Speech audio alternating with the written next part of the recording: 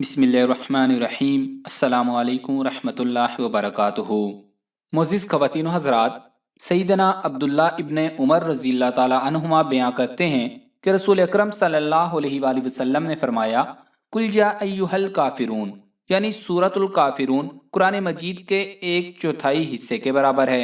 ایک اور حدیث میں نبی کریم صلی اللہ علیہ وآلہ وسلم سے منقول ہے کہ ایک شخص حضرت صلی اللہ علیہ وآلہ وسلم کی خدمت میں آیا اور اس نے عرض کیا، اے رسول خدا صلی اللہ علیہ وآلہ وسلم، میں اس لیے آیا ہوں کہ آپ صلی اللہ علیہ وآلہ وسلم مجھے کسی چیز کی تعلیم دیجئے جسے میں سوتے وقت پڑھا کروں۔ آپ صلی اللہ علیہ وآلہ وسلم نے فرمایا، جب تم اپنے بستر پر جاؤ تو سورۃ الکافرون پڑھا کرو، اس کے بعد سو جایا کرو، کیونکہ یہ شرک سے بیزاری ہے۔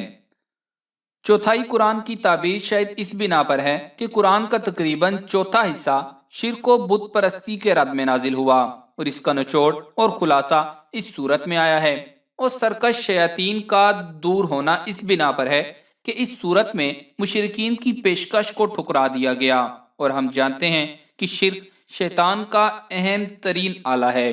قیامت میں نجات پہلے درجہ میں توحید اور نفی شرک کی مرہون منت ہے۔ اسی مطلب کے محور پر یہ صورت گردش کرتی ہے۔ ایک اور روایت میں آیا ہے کہ رسول خدا صلی اللہ علیہ وآلہ وسلم نے جبیر بن مطعم رضی اللہ تعالیٰ عنہ سے فرمایا، کیا تم اس بات کو دوست رکھتے ہو کہ جب تم سفر پر جاؤ تو زاد راہ اور توشہ کے لحاظ سے اپنے ساتھیوں میں سب سے بہتر ہو؟ انہوں نے عرض کی، جی ہاں، میرے ماں باپ آپ صلی اللہ علیہ وآلہ وسلم پر قربان ہوں۔ رسول اکرم صلی اللہ علیہ وآلہ وسلم نے فرمایا، ان 5 صورتوں کو پڑھا کرو: قل یا ایھا الکافرون، اذا جاء نصر اللہ، قل هو اللہ احد، قل اعوذ برب الفلق، قل اعوذ برب الناس، اور اپنی قرات کی ابتدا بسم اللہ الرحمن الرحیم سے کیا کرو۔ حضرت عائشہ صدیقہ رضی اللہ تعالیٰ عنہا نے فرمایا کہ رسول اکرم صلی اللہ علیہ وآلہ وسلم نے فرمایا کہ فجر کی سنتوں میں پڑھنے کے لیے 2 صورتیں بہترین ہیں، سورۃ الکافرون اور سورۃ الاخلاص۔ یہ روایت ابن ہشام سے نقل کی گئی ہے، اور تفسیر ابن کثیر میں متعدد صحابہ کرام رضوان اللہ علیہم اجمعین سے منقول ہے کہ انہوں نے حضور اکرم صلی اللہ علیہ وآلہ وسلم کو صبح کی سنتوں میں اور بعد مغرب کی سنتوں میں بکثرت یہ 2 صورتیں پڑھتے ہوئے سنا ہے۔ بعض صحابہ کرام رضوان اللہ علیہم اجمعین نے آپ صلی اللہ علیہ وآلہ وسلم سے عرض کیا کہ ہمیں کوئی دعا بتا دیجئے جو ہم سونے سے پہلے پڑھا کریں۔ آپ صلی اللہ علیہ وآلہ وسلم نے قل یا ایھا الکافرون پڑھنے کی تلقین فرمائی اور فرمایا کہ یہ شرک سے برات ہے، اور اسی طرح حضرت جبیر بن مطعم رضی اللہ تعالیٰ عنہ کی ایک روایت آپ کو پہلے بتائی، اس کی تفصیل آپ کو بتاتے ہیں، اور قرآن و سنت سے سورۃ الکافرون پڑھنے کے فضائل و برکات سے آپ کو آگاہ کرتے ہیں۔ لیکن اس سے پہلے آپ کو یاد دہانی کرواتے چلیں کہ اس ویڈیو کو صدقہ جاریہ سمجھ کر زیادہ سے زیادہ شیئر کریں تاکہ اور لوگ بھی اس سے فائدہ اٹھا سکیں۔ اس ویڈیو کو لائک کریں، اور اگر ابھی تک ہمارا چینل سبسکرائب نہیں کیا تو ہمارا چینل سبسکرائب کر کے گھنٹی کا بٹن ضرور دبا دیں۔ حضرت جبیر رضی اللہ تعالیٰ عنہ فرماتے ہیں کہ رسول اکرم صلی اللہ علیہ وآلہ وسلم نے ان سے فرمایا، کیا تم یہ چاہتے ہو کہ تم سفر میں جاؤ تو وہاں تم اپنے سب رفقا سے زیادہ خوشحال بامراد ہو اور تمہارا سامان زیادہ ہو جائے؟ انہوں نے عرض کیا، یا رسول اللہ صلی اللہ علیہ وآلہ وسلم، بے شک میں ایسا چاہتا ہوں۔ آپ صلی اللہ علیہ وآلہ وسلم نے فرمایا کہ آخر قرآن کی 5 صورتیں، سورۃ الکافرون، سورۃ النصر، سورۃ الاخلاص، سورۃ الفلق اور سورۃ الناس پڑھا کرو، اور ہر سورت کو بسم اللہ سے شروع کرو اور بسم اللہ ہی پر ختم کرو۔ حضرت جبیر رضی اللہ تعالیٰ عنہ فرماتے ہیں کہ اس وقت میرا حال یہ تھا کہ سفر میں اپنے دوسرے ساتھیوں کے بمقابل قلیل الزاد خستہ حال ہوتا تھا۔ جب رسول اکرم صلی اللہ علیہ وآلہ وسلم کی اس تعلیم پر عمل کیا، میں سب سے بہتر حال میں رہنے لگا۔ اسی طرح حضرت ابن عباس رضی اللہ تعالیٰ عنہ سے روایت ہے، فرمایا کہ رسول اکرم صلی اللہ علیہ وآلہ وسلم نے ارشاد فرمایا کہ اذا زلزلت الارض نصف قرآن کے برابر ہے، قل هو اللہ احد نصف قرآن کے برابر ہے، اور قل یا ایھا الکافرون نصف قرآن کے برابر ہے۔ اور رسول اکرم صلی اللہ علیہ وآلہ وسلم فجر کی 2 رکعتوں میں یہی 2 صورتیں پڑھتے تھے۔ حضرت انس بن مالک رضی اللہ تعالیٰ عنہ سے روایت ہے کہ رسول اکرم صلی اللہ علیہ وآلہ وسلم نے اپنے ایک صحابی سے پوچھا کہ اے فلاں، کیا تم نے شادی کی ہے؟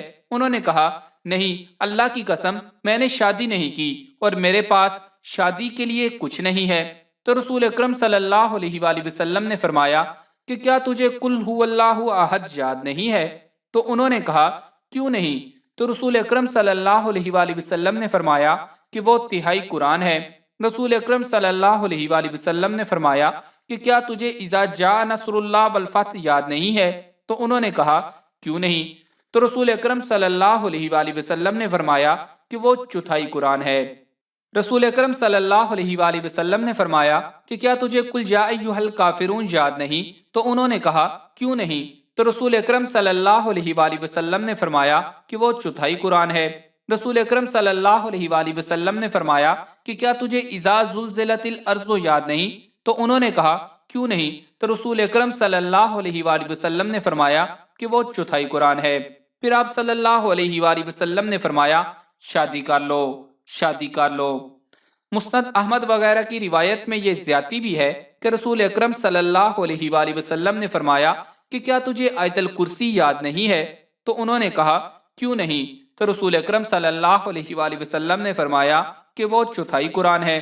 اسی طرح حضرت علی رضی اللہ تعالیٰ عنہ سے روایت ہے کہ ایک مرتبہ نبی کریم صلی اللہ علیہ وآلہ وسلم کو بچھو نے کاٹ لیا، تو آپ صلی اللہ علیہ وآلہ وسلم نے پانی میں نمک ملوایا اور پانی کاٹنے والی جگہ لگاتے جاتے تھے اور سورۃ الکافرون، سورۃ الفلق، سورۃ الناس پڑھتے جاتے تھے۔ اسی طرح حضرت عباد بن خضر رضی اللہ تعالیٰ عنہ سے روایت ہے کہ نبی صلی اللہ علیہ وآلہ وسلم جب اپنے بستر مبارک پر تشریف لاتے تو قل یا ایھا الکافرون پڑھتے۔ یہ تو وہ فضائل ہو گئے جو ہم نے احادیث سے اخذ کیے ہیں اور آپ کو بتایا ہے کہ احادیث میں آقا صلی اللہ علیہ وآلہ وسلم نے سورۃ الکافرون اور مذکورہ 5 سورتوں کے کیا کیا فضائل بتائے اور صحابہ کرام رضوان اللہ علیہم اجمعین نے اس پر کیسے عمل کیا اور کیا کیا فائدہ حاصل کیا۔ اب میں آپ کو ایک ایسے شخص کا واقعہ سنانے لگا ہوں جو کہ نوری علم سے کالے علم کی طرف بڑھا، لیکن پھر وہ نوری علم کی طرف آیا اور اس نے سورۃ الکافرون کا عمل لوگوں پر کیا۔ لوگوں نے اس عمل کو کیسا پایا اور اس شخص نے جب وہ عمل کیا تو اس کے کیا تاثرات تھے اور جن لوگوں پر دم کیا گیا ان پر کیا اثر ہوا، تو اس شخص کا واقعہ ذرا غور سے سنیے گا اور اس پر جتنا ممکن ہو عمل کیجیے گا، کیونکہ احادیث میں آتا ہے کہ قرآن کے ہر لفظ میں اللہ تعالیٰ نے شفا رکھی ہے۔ تو واقعہ سنیے۔ ایک صاحب بیان کرتے ہیں کہ میں تقریباً 22 سال کا عرصہ مختلف عربی مدارس میں بچوں کو حفظ و ناظرہ قرآن پڑھانے کی سعادت حاصل کرتا رہا۔ مساجد و مدارس میں تنخواہوں کا تناسب شاید آپ کو معلوم ہوگا، بہت کم تنخواہیں ہوتی ہیں۔ رزق میں خیر و برکت اور کشادگی کے عملیات پر خاص توجہ دیتا تھا۔ فارغ اوقات میں عامل حضرات سے ملاقات یا عملیات پر مشتمل کتب کی ورق گردانی اور پھر مطلوبہ عمل کرتا رہتا۔ اسی اثناء میں ایک کتاب آسان عملیات کی مکمل 17 جلدوں میں ڈاکٹرز و حکماء اور عامل حضرات کو عاجز کرنے والے امراض و جنات اور جادو کے علاج اور توڑ کے لیے سورۃ الکافرون کا یہ عمل نظر سے گزرا۔ مذکورہ کتاب میں تو سورۃ الکافرون کے پڑھنے کی تعداد 1001 مرتبہ لکھی ہے۔ ابتدان میں بھی اسی تعداد کے مطابق مریضوں کا علاج کرتا تھا، لیکن بے پردگی و زبان کی لغویات اور پرہیز جلالی و جمالی پر مبنی شرائط کی عدم تکمیل کے باعث عمل کی تاثیر میں خاصی کمزوری سامنے آتی رہی۔ پھر میں نے نوری عملیات سے قدرے مایوس ہو کر سفلی عملیات کی طرف رغبت اختیار کی۔ پھر مجھے معلوم ہوا کہ جو عامل بھی جتنا زیادہ ناپاک رہتا ہے، کالا علم اتنا ہی زیادہ پرتاثیر ہوتا ہے۔ تو قدرتی طور پر مجھ پر یہ راز کھلا کہ امراض سمیت جنات اور جادو کو جتنی زیادہ مار پڑے گی تو وہ اتنی ہی جلدی اور ہمیشہ کے لیے فرار اختیار کرتے ہیں۔ لہٰذا نوری علم کا عامل جتنا ہی زیادہ عمل کو مار دے گا اور جتنا ہی زیادہ پاکیزہ رہے گا، نوری علم اتنا ہی زیادہ اثر کرے گا۔ ادھر کبھی کبھی احادیث و تفاسیر اور فقہ کی کتب کا مطالعہ بھی کرتا تھا۔ مختلف احادیث سے معلوم ہوا کہ اللہ تعالیٰ کو 7 کا عدد بہت پسند ہے، یعنی ہفتے کے 7 دن، زمین کے طبق 7، آسمان کے طبق 7، قرآن مجید کی منزلیں 7، سورہ یاسین میں مبین 7۔ لہٰذا مجھے بھی سورۃ الکافرون کے عمل کو بھی 7 دن تک روزانہ 1001 مرتبہ کرنا چاہیے۔ اور زیادہ پاکیزگی کی یہ صورت اللہ کی طرف سے ذہن میں آئی کہ کم از کم عمل کرتے وقت عمل سے پہلے 6 نوافل توبہ हाजत कबूलियत के 2 नफल और अमल के बाद शुक्राने के 2 नफल पढ़ने चाहिए और तेल, पानी और शहद पर दम करके इस्तेमाल कराया जाए। चुनाचे हमारे साथ पढ़ाने वाले साथी का एक दोस्त कैंसर का मरीज था और गुर्बत की वजह से महंगे इलाज की सकत न रखता था। वो अपने इस मर्ज से परेशान था। 1982 में उस पर 7 दिन तेल, शहद, पानी वगैरह पर दम करके 40 दिन तक इस्तेमाल करने को कहा। अल्लाह ताला ने अपने कलाम की बरकत से शिफा के निजारे दिखाए।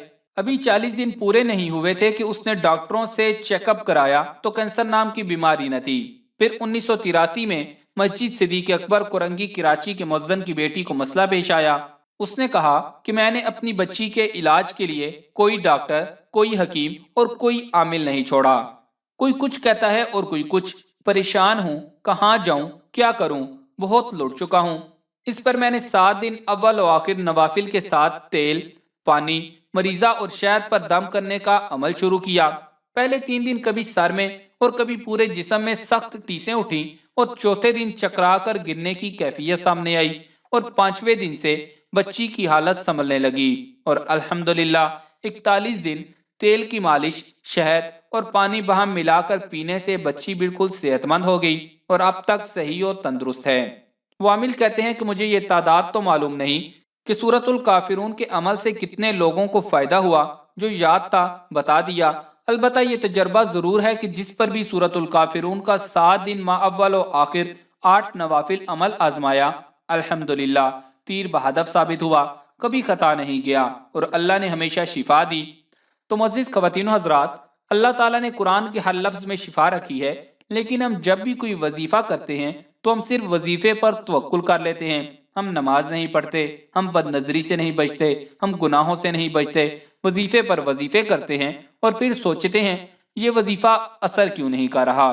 तो इन बुराइयों से बचते हुए वजीफा करें, नमाज की पाबंदी करें, वरना वजीफा की कोई गारंटी नहीं और ना ही वजीफा असर करेगा। तो अल्लाह ताला से दुआ है कि वो हमें नबी करीम सल्लल्लाहु अलैहि वसल्लम के तरीके पर चलने की तौफीक दे, कुरान को समझने, पढ़ने और अमल करने की तौफीक दे। आमीन।